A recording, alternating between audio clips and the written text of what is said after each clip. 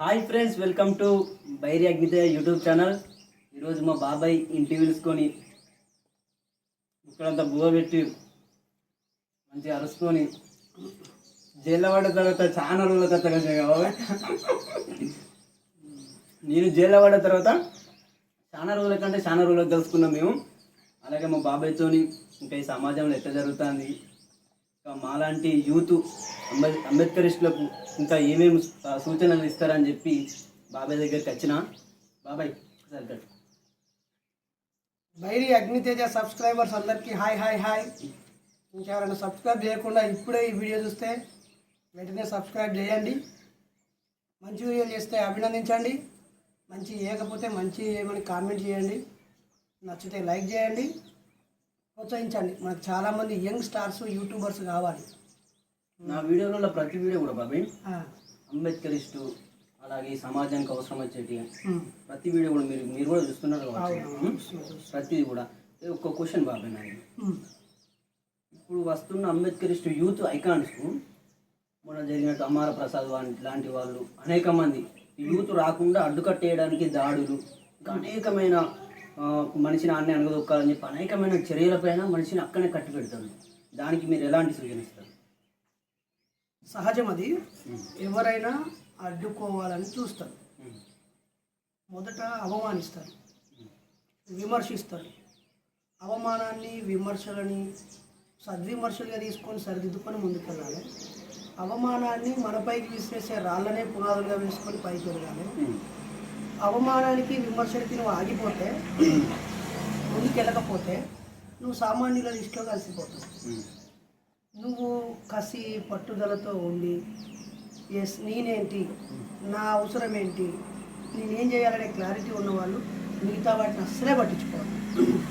అది ఎదురుగా ఒక వ్యక్తి ఒక వ్యవస్థ నిరంతరం నువ్వే పని చేయకపోయినా నిరంతరం ఎదుటి వాళ్ళ లోపాలను మాత్రమే మాట్లాడుకోవడానికి ప్రతి మనిషి మెదడులో కొంత స్పేస్ ఉంటుంది.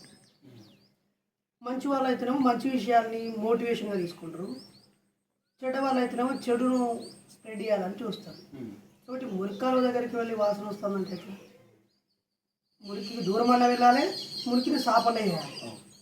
కాబట్టి అది ఎవరైనా మీలాంటి యూత్ ఏదో కొన్ని పనులు చేయడానికి వచ్చేటోటే ఎవరో గొప్ప వాళ్ళను చాలా మంచి ఉన్న వాళ్ళను కంపేర్ చేస్తూ నువ్వు వాళ్ళ లెక్క చేస్తలేవు, నువ్వు వీళ్ళ లెక్క చేస్తలేవు అంటారు. కానీ అసలు నీ టాలెంట్ ఏంటిది, నీ శక్తి ఏంటిది, నీ ఆసక్తి ఏంటిది, నీ అవసరం ఏంటిది, నువ్వు ఇంకేం యాడ్ చేసుకుంటే పెరుగుతో చెప్పాలి. అంత పని కట్టుకొని లోపాలు చెప్పి డిస్కరేజ్ చేయడానికి ట్రై చేస్తాను.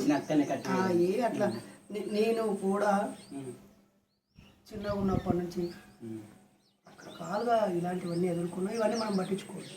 అయితే మనం చెడు చేస్తున్నామా మంచి చేస్తున్నామా అనేది ఒకటి మనకు, రెండు మనలాంటి వాళ్ళ సూచనలు మాత్రమే ఎక్కువ తీసుకోవాలి.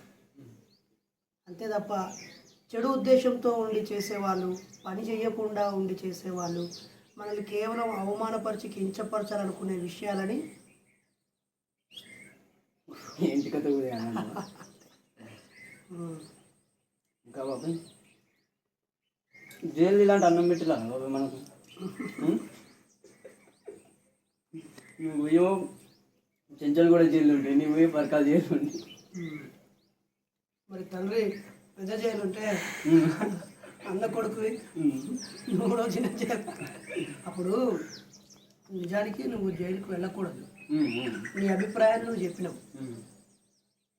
మా సొంత బాబాయి చిన్నప్పటి నుంచి నాకు తెలిసిన ఆయన ఏం తాగే అలవాటు లేడు, ఎవరిని ఇబ్బంది పెట్టాడు, మా ఊళ్ళో మంచిగా చదువుకున్నాడు అని నన్ను వాళ్ళు అనేసరికి నువ్వు ఆవేశంతో మాట్లాడినావు. అప్పుడు ఎదుటోళ్ళు అరే వాడి వయసు 20-18 కాబట్టి తెలిసి తెలియక అన్నాడు. అయినా వాడు అన్న దాంట్లో విషయంలో విమర్శ ఏంటిది, దానికి సమాధానం ఏం చెప్పాలని ఆలోచించలేదు. అంటే వీడు ఒకడు వాయిస్ వినిపించిండు, ఇంకొకరు ఇట్లా చాలామంది ఇస్తారని చెప్పేసి కావలసుకొని చేసిన కుట్ర వల్ల నువ్వు జైలు జీవితం చెప్పకూడదు రాసి వచ్చింది. లేకపోతే నువ్వేం నేరం చేసినావురా, ఎవరి జోలికి పోతావు? నాన్నకు చెప్పినట్టు ఏంటో అమ్మతో పాటు పూజలు పడానికి పోతూ, వ్యవసాయ పనులలో పాల్గొంటూ, నీ చక్కగా డిగ్రీ కాలేజీలో డిగ్రీ చేస్తూ, నీ పరిధిలో నువ్వు ఒక బతికేస్తూ కొంచెం చైతన్యం, దేవుడు దయ్యాలు కాదు, కులమతాలు కాదు, మంచి స్నేహం కావాలి, మనిషిగా బతికితే చాలు, ఎవరికి అన్యాయం చేయకపోతే చాలని ఆలోచిస్తాను. నువ్వు ఏదో ఎక్స్ట్రా కూడా ఎప్పుడు చేయంగా నేను చూడలేదు, ఎవరిని ఇబ్బంది పెట్టంగా నేను చూడలేదు. కేవలము ఈ ఈ వాయిస్ ఒకటి రైజ్ అయితే ఇంకొకటి రైజ్ అయిద్దని చెప్పేసి కుట్రతోనే నేను నీకు చెప్పకూడదు పెట్టించాను. అయినా జైలు పోయిన వాళ్ళు అందరూ చెడ్డోళ్ళు గారు. నువ్వు జైలు జీవితం అనుభవించడే, మనం నేరస్తులుగా అక్కడికి వెళ్ళలేము. వాళ్ళ అదుపులో ఉంచబడ్డామంటే విచారణలో భాగంగా ఆడు ఉన్నాం. జైలుకి వెళ్ళినట్టు కాదు. మనం సమాజం కూడా ఆలోచిస్తుంది కదా. ప్రజల చుట్టూ ఎంతోమంది నేరాలు చేసి శాశ్వతంగా జైల్లో ఉండాల్సిన మనుషులే జైల మధ్య తిరుగుతున్నారు. మనుషులను చంపిన వాళ్ళు, ఆడపిల్లలు అత్యాచారం చేసిన వాళ్ళు, చిన్న చిన్న పిల్లల్ని రేప్ చేసిన వాళ్ళు, పనికి మాలిన గడ్డంతా తినే ఎదవలు, లంచగొండలు మన చుట్టూ ఉండగా ఒక ఒక నిరాధారమైన ఒక అర్థం లేని విషయం మీద ఎమోషన్స్ని క్యారీ చేస్తూ నీకు అలా పెట్టాల్సి వచ్చింది. అయినా నువ్వు మంచి చేస్తే నువ్వు జైల్లో తిన్న తిండి కాదు, గొప్ప గొప్ప వాళ్ళతో కలిసి సింపుల్గా తింటావు. అవును బాబాయ్, జైల్లో పోవడేమో కానీ కేసు అవ్వడేమో చాలా పెద్ద పెద్ద మంది పరిచయస్తులు, ఫోన్లు, నాలాంటి ఆలోచనలు ఉన్నట్టు చాలా మంది ఫోన్లు, రోజుకి ఎంత లేని ఒక 2-3 మంది. నాకు అందుకే ఖాళీ ఇలాంటి నా టాలెంట్ చూపించుకోవాలని చెప్పి నేను యూట్యూబ్ ఛానల్ పెట్టాను. మనం చేసిన తప్పే ఉందని చెప్పి. ఇంకా అంటే జైలే క్రైటీరియా కావద్దు, జైలే పరమావధి కావద్దు. మన ప్రయాణంలో జైలు కూడా ఒక భాగం అంతే. సింపుల్గా తీసుకోవాలి. అదొక అనుభవం, ఒక గుణపాఠం లేదా మన చరిత్ర. దానికి గర్వపడక్కర్లేదు, అవమానపడక్కర్లేదు. మళ్ళీ అలా వెళ్ళకుండా ఉండే జాగ్రత్త ఒకటి చేయాలి. ఒకవేళ అత్యవసరము తప్పనిసరి అయితే పోవడానికి వెనకాడకుండా కూడా ఉండాలి. ఓకేనా? నువ్వు జైలుకు వెళ్ళినవు అనేది ప్రధాన అంశం కాదు, ఏ కారణం చేత వెళ్ళినవు అనేదే ప్రధానం. పోయి వచ్చిన తర్వాత కూడా ఎంత విలువలతో సమాజానికి ఉపయోగపడేలాగా ఎలా ఉంటున్నావు అనేదే ప్రధానం. కానీ బాబాయ్, మన లెవెల్లో బయట లెవెల్లో మాత్రం జైల్లో పడే తర్వాత చాలా అర్థమైంది బాబాయ్. అట్లా కూడా అనుకోవద్దు బిడ్డ. అందరూ మనలే. వాళ్ళ దృష్టిలో నువ్వు వాళ్ళకు నచ్చకలేదు కావచ్చు, ఆ సమస్యలో వాళ్ళు భయపడరు కావచ్చు, బాయిలో ఒడ్డు మీద రాయేసినట్టుగా లోపల నుండి వాడు బలిసి వేయండు, తినరక్క వేయండు, ఏదో ఏదో ఏదో ఏదో పనికి వాళ్ళని అన్నీ మాట్లాడతారు. వాడి చైతన్యం, వాడి స్థాయి గంతే. అంతకుమించి వాడు ఉన్నతంగా ఆలోచించడు, మాట్లాడాడు. కానీ మనం మాత్రం అందరినీ ప్రేమించాలి, అందరినీ గౌరవించాలి. మంచి విమర్శ అయితే సద్విమర్శ తీసుకోవాలి, పనికి మారిందైతే చెప్పాను కదా పట్టించుకోవాలి. అయితే ఒక్కోసారి అప్పుడున్న పొజిషన్లో వాళ్ళ ఎదురుగా ఇప్పుడు నా స్నేహితుడు నరేష్ గారు వాడు అట్లా అనకుండా ఉండే వేస్ట్గా అన్నాడు వాడు అని అక్కడ ఉన్న పరిస్థితుల రీత్యా వాడు అట్లా అన్నాడంట.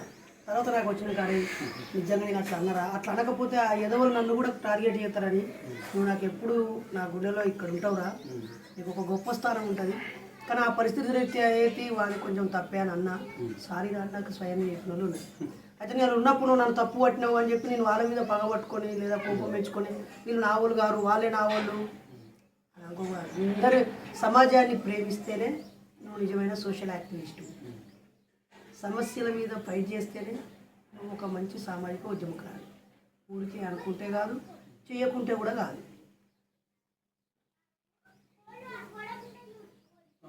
బాబాయ్ చెప్పాలి ఇంకా. అన్నం పెట్టి నువ్వు ముచ్చట్లు పెట్టి ఎదురుగా కెమెరా పెట్టి నవీన్ గారితో షూటింగ్ చేయించి అలసిపోయినారా యాక్చువల్లీ బాగా పని.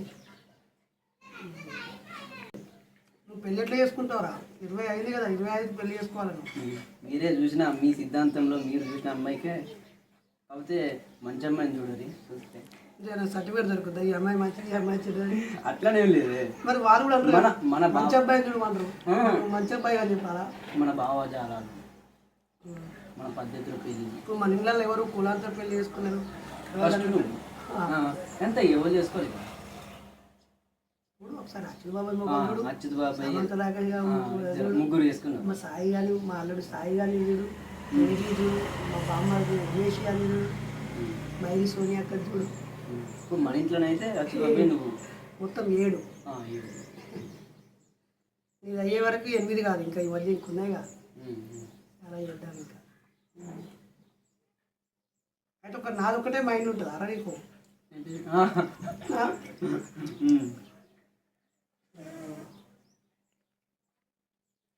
జైలుకు వెళ్ళక ముందు వెళ్ళిన తర్వాత నీలో ఏంటి తేడా?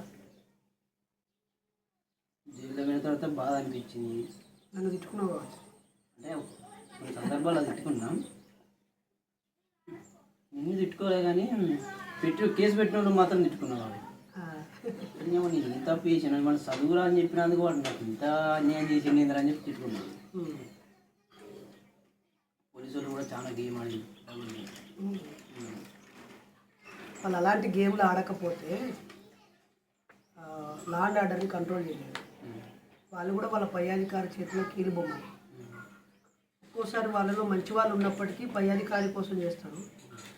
అలాగే మంచివారిగా నటిస్తూ ఉన్న లోపల కుళ్ళుగోతులు చెడ్డవాళ్ళు కూడా ఉంటారు. వాళ్ళు కూడా మనుషులేరా, వాళ్ళు కూడా మనుషులే. వాళ్ళు ఒక చదువు చదివి పోటీ పరీక్షలో ఒక మార్కు ఎక్కువ సంపాదించి వాళ్ళు వేసాడు.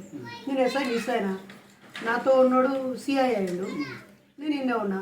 నాతో ఉన్నాడు డిఎస్పి కొట్టిండు, వాడు ఐపీఎస్ అయ్యిండు, నేను నిన్న ఉన్నా. నాతో ఉన్నాడు వాడు మంచి లెక్చరర్ అయ్యిండు, గెజిటెడ్ అయ్యిండు, నేను నిన్న ఉన్నా. అంటే వాళ్ళు అది సాధించి ఎంత సంతోషంగా ఉన్నారు, అది సాధించి వాళ్ళు ఎంత సంతోషంగా ఉన్నారు, తృప్తిగా ఉన్నారు, బాధ్యతగా ఉన్నారు, సమాజం పట్ల ఎలాంటి దృక్పథంతో ఉన్నారు, వాళ్ళ లైఫ్ స్టైల్ ఎలా ఉంది, వాళ్ళ ప్రజలతో అనుబంధం ఎలా ఉంది అనేది కూడా మనం ప్రయత్నం తీసుకోవాలి. ఓకేనా? కాబట్టి మనల్ని ద్వేషించిన వాళ్ళు, మనల్ని ఇబ్బంది పెట్టిన వాళ్ళ గురించి కొంచెం కూడా ఆలోచించి టైం వేస్ట్ చేయొద్దు, స్పేస్ ఇవ్వద్దు వాళ్ళకి. ఇప్పుడు నన్ను ఒక 1000 మంది తిట్టారు, 1000 మంది పేరుని ఎందుకు గుర్తుపెట్టుకోవాలి? 1000 బూతు మాటలు అమ్మాయిలు ఎందుకు పెట్టుకోవాలి? నన్ను ఒక 10 మంది ప్రేమించిండు, ఒక 20 మంది అభినందించిండు, ఇవి చాలు నాకు.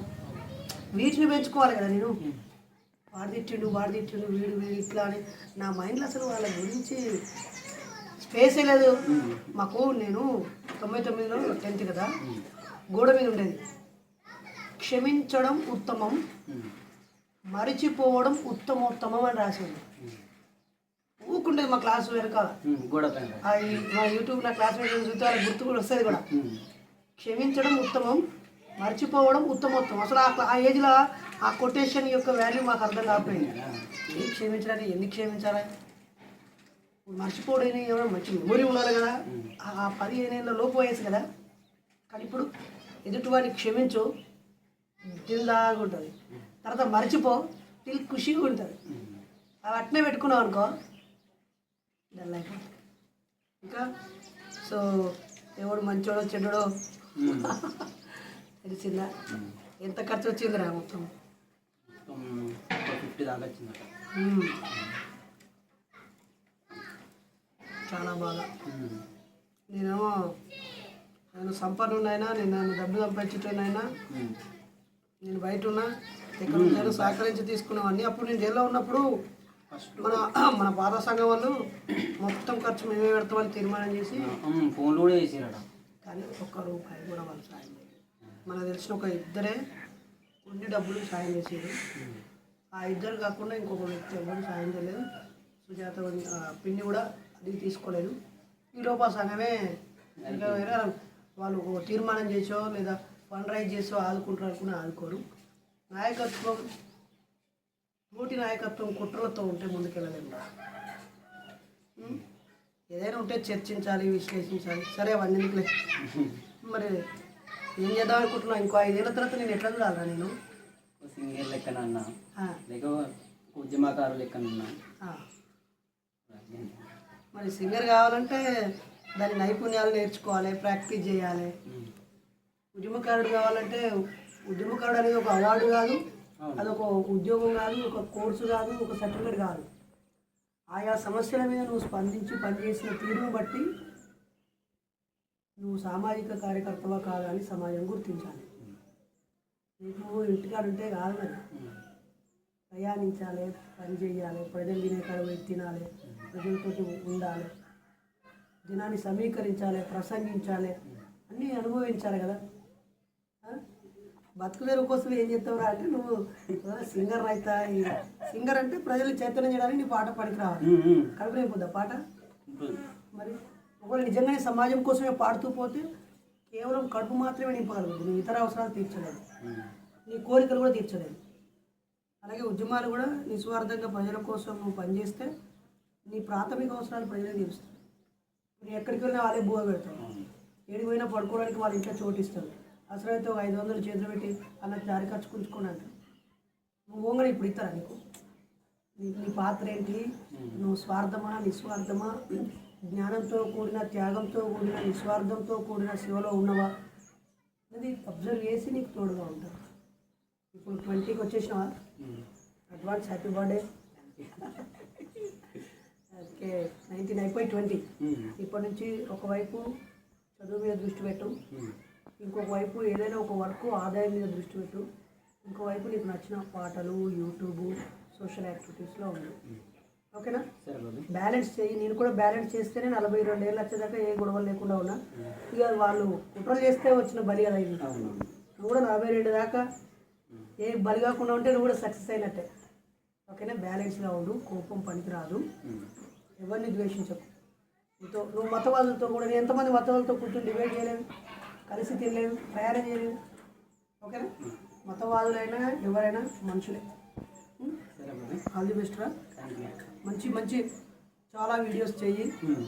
సమకాలీన సమాజం నీ వీడియోలో కనిపించాలి, ప్రజల బతుకు చిత్రం కనిపించాలి. నీ ఆలోచనతో పాటు సమాజం ఎలా ఆలోచించాలో నువ్వు చెప్తుపోవాలి. ఎంతోమంది సక్సెస్ అయిన వాళ్ళను ఫాలో అయ్యి వాళ్ళ సూచనలు తీసుకో. ఓకేనా? All the best. Bye bye bye.